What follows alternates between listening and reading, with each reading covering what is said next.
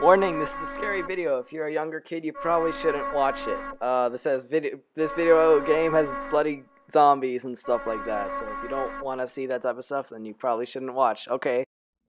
When the moon is full and trees are bare, walk through the cemetery if you dare, where skeletons rot and corpses fester. Locate the tomb with the skull of a jester. Feed him the token all shiny and new. It is then that Carnevil will return for you. Oh, Carnevil. This is one of the best arcade games, of light gun arcade games ever made, maybe. It's a really, really awesome game. I mean, it's all about opinion, but this game just fits the Halloween season perfectly. I wanted to talk about it, and this is finally another video where I'm talking about games. Wow, when was the last time I did that? But yes, Carnevil, one of the best classic railgun shooters. This game was actually made by Midway in 1998, I believe, and it was released on Halloween and then disappeared. Yeah, there's like barely any. The game is actually very, very rare. I was actually lucky enough to play it once at an amazing arcade called Arcade Odyssey. I'd recommend going there if you're in the Miami area. But I played it and it was amazing, and I kind of freaked out when I saw it.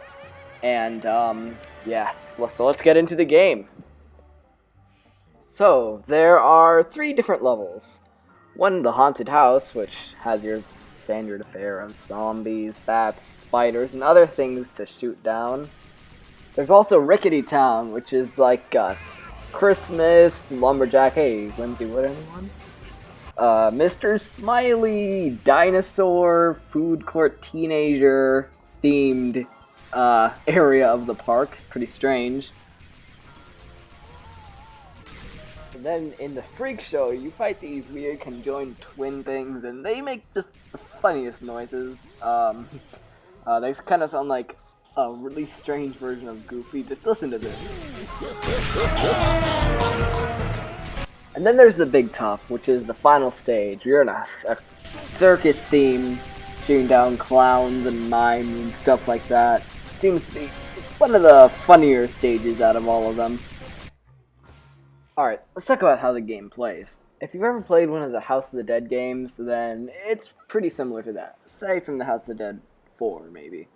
Well, you must be wondering, why should I play this, and why is it so good in your opinion? Well, oh man, this game is awesome. If you like light gun games, then this game is right up your alley. If you're not a fan of the violence in it, there are ways to turn down the violence during emulation. So, I'd recommend maybe using MAME if you can figure that out to run this game, because you'll definitely have a great time. It's an awesome game, especially during Halloween. So you might still be wondering, what is a MAME and how do I emulate?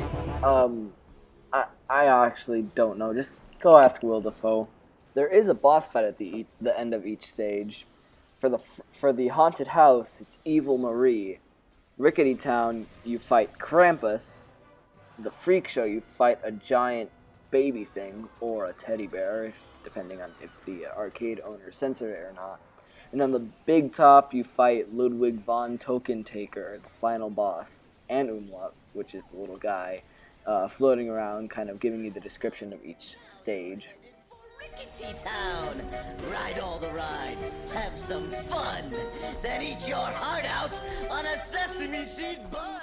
I have to praise the graphical capabilities in this game. Once you shoot someone down, they stay there. Unlike games like the House of the Dead, where they would just kind of fade away, this game actually takes advantage of the background, which is a pre-rendered, pretty much a pre-rendered movie, and then they put the characters in there. So it looks actually really good, especially for the time. Okay, let's talk about a different, less violent game. Star Wars Trilogy, in my opinion, the best arcade game ever. Releasing in 1998, this game was awesome for the time, and it still is. It took place during the original Star Wars trilogy, and you'd control Luke Skywalker, The first level was on Yavin 4 on your trip to blow up the Death Star. The second one was on Hoth, while you're in a snowspeeder and on foot, as you can see right here. You know, shooting down snowtroopers, and in the snowspeeder you would shoot specific weak spots on the AT-ATs, and there were these two action buttons, and you'd fight ATSTs, and sometimes there was little snowtroopers on the floor that you could shoot down to. Oh man, this game was so awesome. The third level takes place on Endor, where you're on a speeder bike and then on foot, which was really awesome. There are also two bonus levels, one where you fought Boba Fett, and the other you would fight Darth Vader. So, yeah. I do have a bit of bias in my love for this game because it was at Mars 2112, so pretty much most things from Mars 2012 are amazing. But yeah, I do believe this is one of the best arcade shooters ever made. It didn't use a light gun, it used this little joystick, which was more like as if you were flying a plane. But you would also use that on your on-foot missions. The game controlled really well. I used to play this one where you would sit down, and it was awesome. Supposedly it moved, but the one at Mars 2012 didn't move.